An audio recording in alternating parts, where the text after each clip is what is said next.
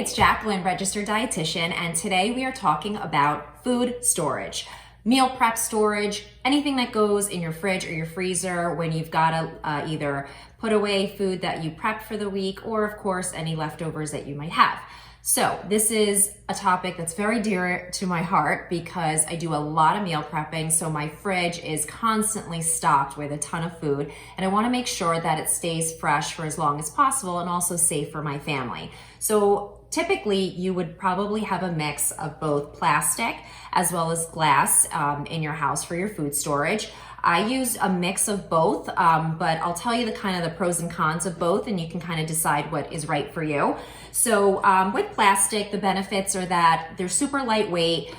Clearly they're inexpensive. If you have to toss it while you're out, like not a big deal. If you throw it in the garbage or you lose it, you're probably not going to shed any tears over that. Like I said, it's lightweight, so it's easy to transport. Some of the downsides are that it may or may not be as safe in the long run. Certainly all food grade plastic is BPA free, which will make it safe for storage and heating your food.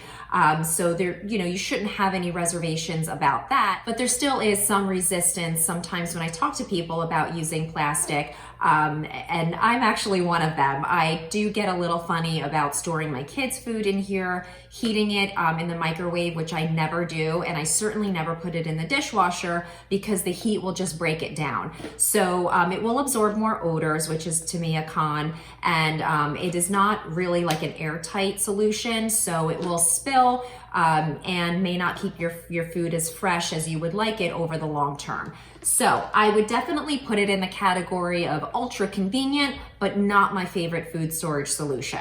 So let's move on to glass. If you don't have any glass containers at home, I mean, likely you do. Most people that I talk to do have at least a few. These, actually, my sister turned me on to these, my sister Christine, who is like awesome at organizing, I should say. And these are awesome because they are airtight, so they're gonna keep your food fresh for, I think, a little bit longer.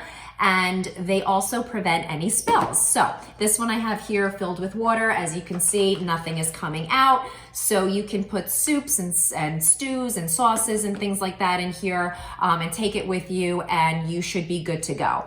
So the downside is that it's glass, so it's gonna be a little heavier.